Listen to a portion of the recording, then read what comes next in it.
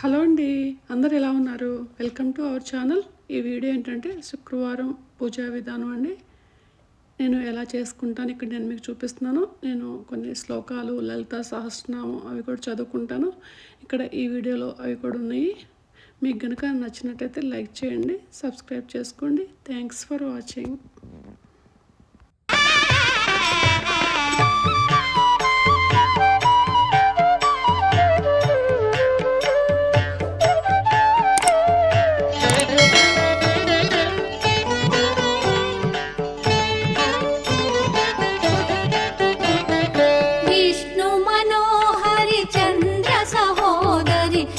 महालक्ष्मी हरिदेवेरी क्षीराब्धि कन्या सौभाग्यदायिनी श्री अष्टलक्ष्मी